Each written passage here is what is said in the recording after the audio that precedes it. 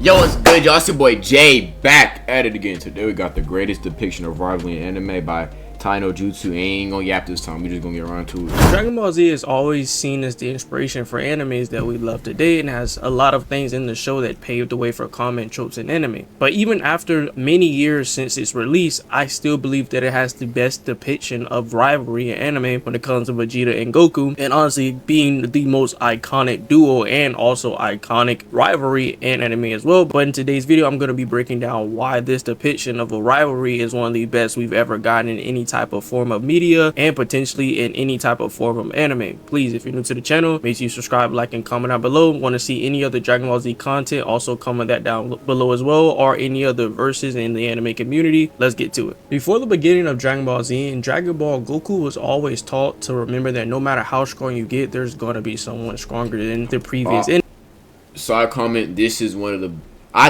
the most slept on fights in the entire franchise. This fight in the anime, especially when that OST started playing, that shit was peak. I'm not even gonna lie to you. Teaching him the importance of never becoming too confident or getting too lazy when it comes to training. But after defeating Piccolo, he was seen as the strongest on Earth, and peace was on the Earth until the Saiyans made their way into the story.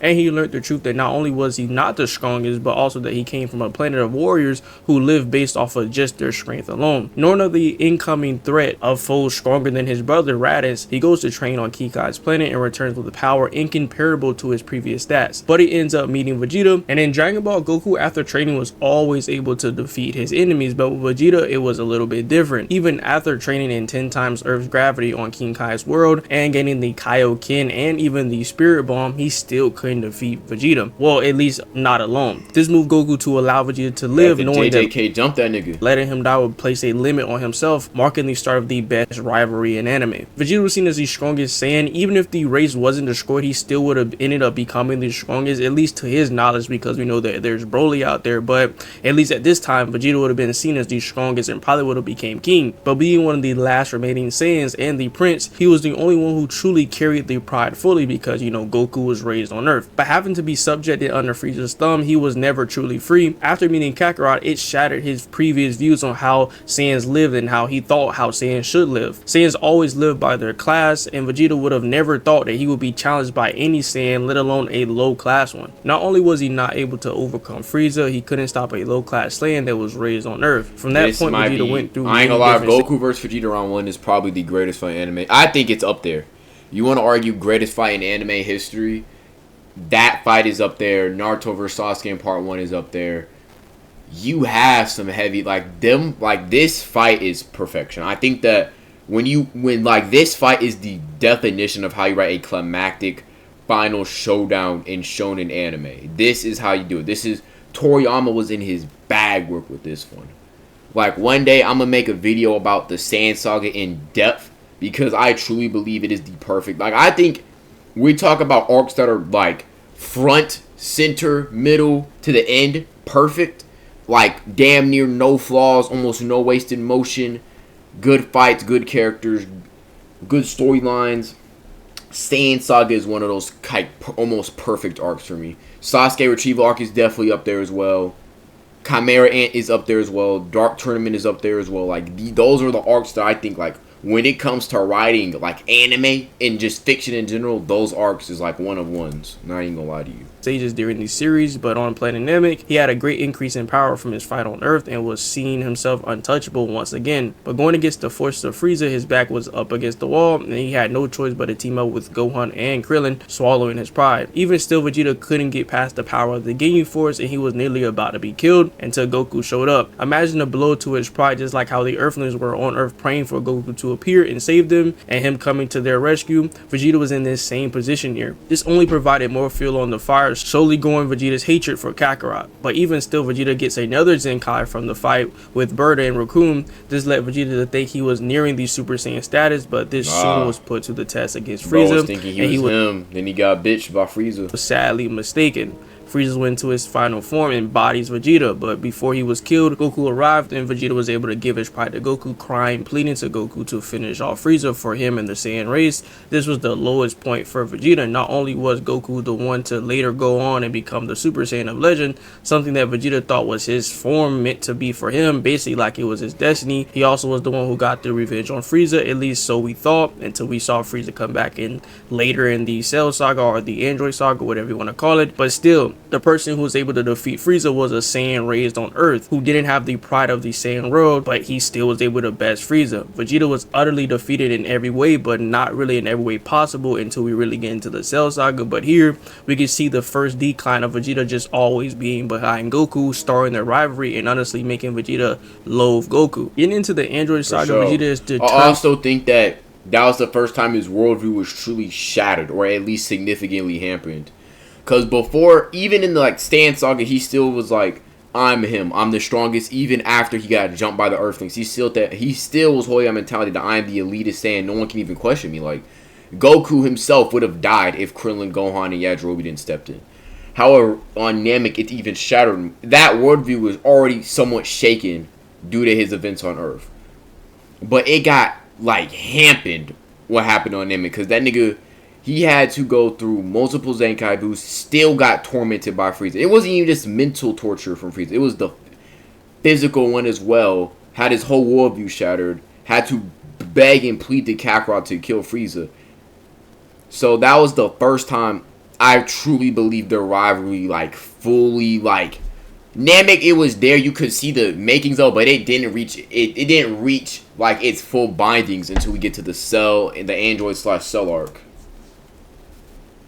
To turn into a Super Saiyan, especially after the future visitor Trunks appears, who can also turn into Super Saiyan, but Vegeta, not knowing this is his son, this still prompts Vegeta to achieve the form even more, pretty much seeing himself behind even some random Saiyan that he didn't even know about, and also Goku, again, still a Saiyan raised on Earth. To be honest, he really had to achieve this form, with the news coming from Trunks that if these people do not get stronger, they're pretty much all cooked. And with him being the last Saiyan who was born on planet Vegeta, to his knowledge at least, again, when his brother and Broly being out there as well as Broly's dad, he still couldn't let his pride be being again to Kakarot. And a training scene for Vegeta achieving the form, that anger erupted from him, and he couldn't understand how Goku could achieve the form, what was wrong with him. But after a while, Vegeta willed himself to transform off the power within himself, needing to be number one, needing to overcome Kakarot, and he did. Vegeta showed up against the fight with Android 20 and 21, and to be honest, this was one of the best transformation scenes that we got in the show, and one of the best pull-ups from nigga was aura forming OD in this form. Nigga was aura forming crazy. Character in almost any anime you could name. Vegeta was also back on top and potentially stronger than Goku here. He was able to body the android and force Dr. Gero to retreat, and we finally get to see the big attack on screen, and it was probably one of the best attacks that we saw up until that point on screen, until later in the same arc or the Cell Saga with Vegeta doing the final flash. In Vegeta's mind, nothing could go wrong until we got introduced to the true android 17 and 18, and Vegeta fights her seemingly evenly at first, but then over time she wears him down and beats them, and then crushes his pride yet again, breaking his arm, having his son have to jump in, with his son also getting beat. This made me realize how good Toriyama's paneling is. Look at how easy this shit flows, dude. It's this is Akira Toriyama when he was locked in, dude. Not only this, Piccolo ends up fusing with Kami, becoming a single Namekian again, pretty much dwarfing not only Vegeta's power, but Goku power as well, putting Vegeta potentially at the bottom of the food chain, or at least a little bit over Goku. But now Vegeta literally doesn't know what to do, and it's almost like he achieved Super Saiyan, but again, he's getting passed by everybody yet again. But Vegeta ends up separating from the group, and he had the idea to go beyond Super Saiyan, realizing that the regular Super Saiyan is not going to work, but didn't know how. Goku finally ends up waking up and introduces the time chamber, and this lets the gang get a year's worth of training in just one day, and gives the proposition for Vegeta to be the first one to go in and pass the level of the Super Saiyan form and become Super Vegeta. Here Vegeta had the chance to defeat Cell and was completely bodying him, but his Saiyan pride, wanting to see what the final form or the perfect form of Cell would be, he ended up being his downfall and wasn't able to keep up with his perfect Cell. After Vegeta pretty much in the manga? Hold on, let me pull up a picture of his shit on my phone right quick. I didn't know they were red in the manga. Hold on. Perfect Cell manga. Let me see. Da, da, da. Damn, Toriyama's art was peak. Look at that shit. Yeah, those are definitely red. His eyes are definitely red. I thought in the anime they were like purple-ish. Are they red in the anime? No, they're more like, they're more pink. They're more pink in the anime. Takes the back seat like the rest of the arc. Not only did Goku get back and, you know, come on top again after Etzning coming out with a better form of Super Saiyan, he was also able to get Gohan to be even stronger than himself, putting him over Vegeta as well. And Vegeta literally didn't do nothing the whole Cell fight but just watch until later into it when he saw Trunks get, you know, killed right in front of him, and that's when Vegeta was able to act, but still didn't do nothing against Cell and actually put Gohan in a worse situation because Gohan had to jump in the blast to save Vegeta. But we did see Vegeta later ended up helping Gohan finish off Cell by firing the key attack. They ended up, you know, distracting Cell just for a split second for Gohan to win. But after this, we get one of the most crucial things in the series. It honestly was pretty cool to see because just see how much of a toll that Goku had on Vegeta's mental. Goku gave his life without a second thought, didn't even pay Vegeta any mind. In Vegeta's eyes, Goku beat him through the actions of his son and made Vegeta even consider giving up fighting. Vegeta said, this nigga not only surpassed me, but this nigga's sperm surpassed me. So, oh yeah, I'm done with this shit. I got beat by a fucking 11-year-old, dude. I'm done, bro. I'm done, bro.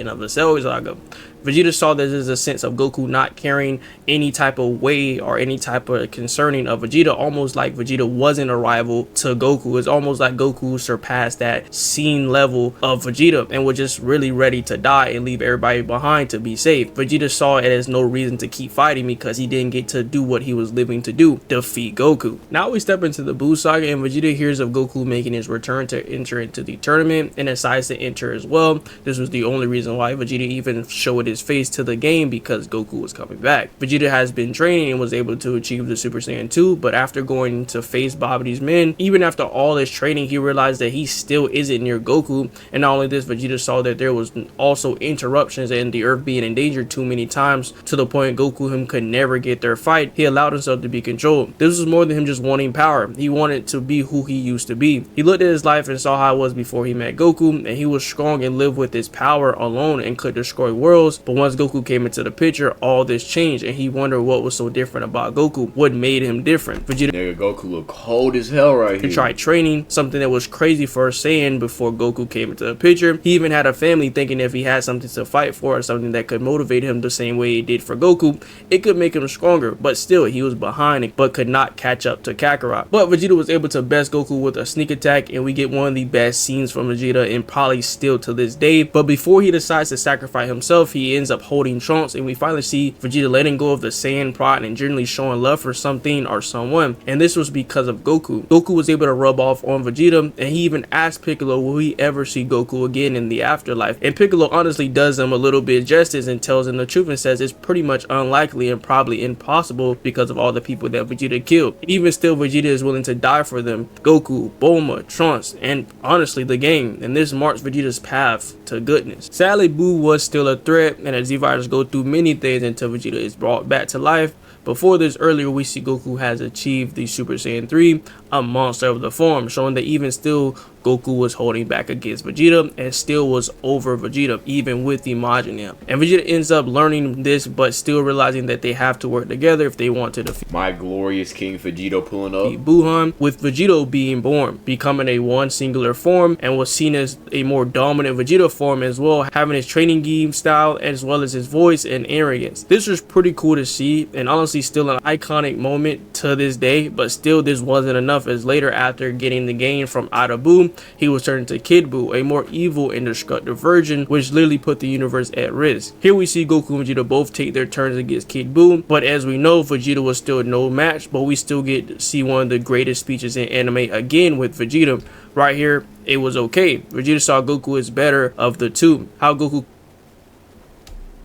No, I definitely think I ain't gonna lie, this may be I think the anime Buu Saga is way above the manga.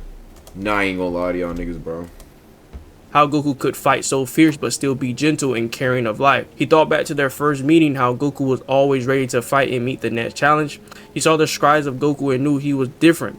This wasn't Vegeta losing his pride, but understanding there's no way he's going to beat Goku with his hatred of Goku. Yeah, that's what I'm glad he said that. Because I don't think this speech is Vegeta saying he's never going to train again or never going to try to be better than Goku or giving up his rivalry. It's Vegeta saying, if I hold on to this hatred, I'll never surpass this nigga. Like, if I hold on to this hatred, I'll never be better than this nigga Goku.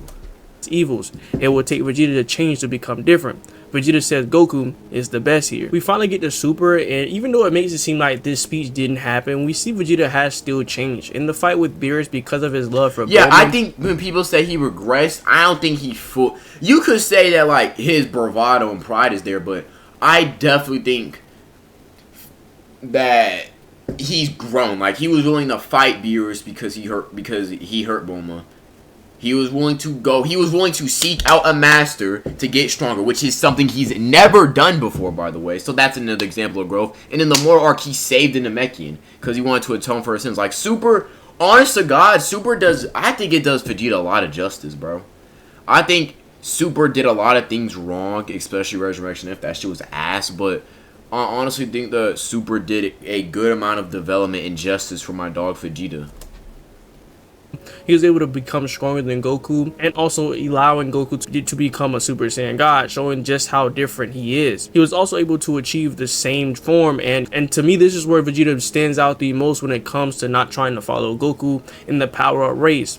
We see Goku gets UI, but Vegeta decides Goku can have it. He'll face Jiren and grow stronger in his own way. And still seeing Goku as a rival. I think that what Super does right is everyone has their own path to power. Goku has UI in the angel forms. Vegeta has Ultra Ego, God of Destruction forms and techniques. Gohan has, I want to say, the route of maybe the Kais? Or just biology, Broly's legendary Super Saiyan, and Piccolo's the Dragon Balls. I think Dragon Ball Super did. Everyone has their own unique form, transformation, or skill set very well. At least in the manga. But knowing his path to power is different. We see Vegeta giving another speech to Goku, which allowed him to keep fighting and entrusting in his pride of Goku. With Goku, end up mastering Ultra Instinct and also being able to take down Jiren with the help of Frieza and also with the help of 17. And we know how all those things go. The Tournament of Power ends, and Goku and Vegeta are at the same place when they first met in the beginning of Dragon Ball Z in Super Saiyan Blue this time. Decades ago, this was a battle to the death, but here they're fighting for the sake of the rivalry, both of them wanting to reach new heights in their own way, knowing that the other is what pushes them to break past that wall and grow stronger. The rivalry between Goku and Vegeta shows sometimes all people need is just a chance. This all could have changed if Goku decided to let Vegeta get stabbed by Krillin way in the beginning of Dragon Ball Z, but no, he saw that Vegeta would be a waste to just let die. End up being one of the best investments in anime, and again, describing. To be honest, you could even say Vegeta in this arc was like an anti-villain. You feel what I'm saying? Like, he did terrible shit, but it was for the goal of overthrowing. Because I think even at this point, he was like, yeah, fuck Frieza. I'm going to get stronger, do my own thing, level up, get the Dragon Balls, and then hold Frieza regardless. But with that being said, this is a fantastic video by Taino Jutsu. Fantastic. I'm actually going to get this shit a like. But with that being said, I'll my dog Taino Jutsu with that. It's your boy Jay. Stay healthy, and stay blessed. And I'm out.